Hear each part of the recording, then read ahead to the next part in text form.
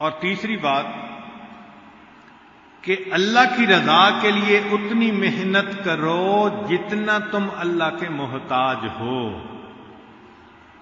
تو بھئی ہم تو اللہ کے بہت محتاج ہیں، اس لیے اللہ کی رضا کو حاصل کرنے کے لیے ہمیں پوری کوشش کرنی چاہیے. کہتے ہیں نا، ربا تو راضی تے سارا جگ راضی.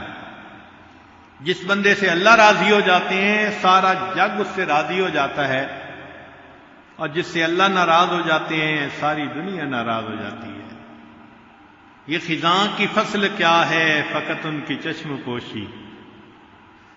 یہ خزاں کی فصل کیا ہے فقط ان کی چشم پوشی. وہ اگر نگاہ کر دے تو ابھی بہار آئے. جب رحمت کی نظر ہٹ جاتی ہے تو بس انسان کی زندگی میں خزاں آ جاتی ہے. جب اللہ کی رحمت کی نظر ہو جاتی ہے تو زندگی میں بہار آ جاتی ہے. دنیا کہتی ہے او جی دریا میں رہنا مگر مچھ سے بیر. اس کا مطلب کیا کہ اگر دریا میں رہنا ہو تو مگر مچھ کے ساتھ بیر اچھا نہیں ہوتا.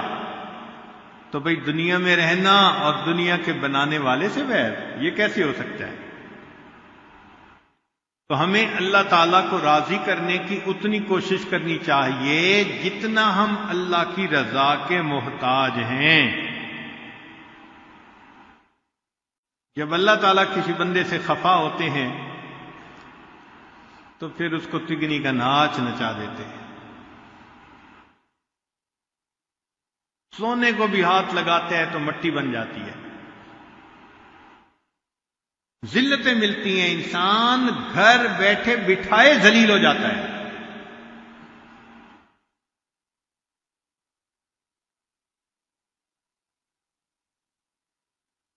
ایک دفعہ بنی اسرائیل نے موسیٰ علیہ السلام سے سوال پوچھا، حضرت ہمیں کیسے پتہ چلے کہ اللہ تعالیٰ ہم سے راضی ہیں؟ تو حضرت موسیٰ علیہ السلام کو طور پر گئے اور انہوں نے اللہ تعالیٰ سے سوال پوچھا، اللہ میری قوم پوچھ رہی ہے کہ کیسے پتہ چلے کہ آپ ہم سے راضی ہیں؟ تو رب کریم نے جواب میں فرمایا کہ اے میرے پیارے موسیٰ علیہ السلام، یہ کام تو آسان ہے.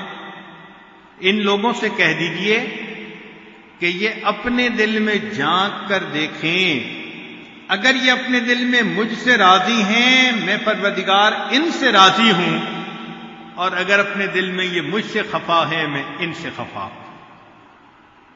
چنانچہ آج کتنے لوگ ہیں جو اپنے حالات میں اللہ سے راضی ہوتے ہیں، شکوے، یہ نہ ملا، یہ نہ دیا، ایسا نہ ہوا، ایسا نہ ہوا. اگر ہمارے دل میں شکوے ہیں تو اس کا مطلب اللہ کے ہاں بھی ہمارا وہ مقام نہیں ہو سکتا. چوتھی بات، صرف اسی سے مانگو جو کسی کا محتاج نہیں. تو بھئی اللہ تعالیٰ ہی کی ذات ہے جو کسی کی محتاج نہیں، باقی مخلوق تو سب محتاج ہے. جس سے بھی مانگیں گے وہی محتاج ہوگا. تو محتاج سے کیا مانگنا؟ کہتے ہیں کہ ایک آدمی تھا تو وہ گیا بادشاہ کے دروازے پر. تو کسی نے کہا بھئی ذرا صبر کرو کہ بادشاہ سلامت نماز پڑھ رہے ہیں.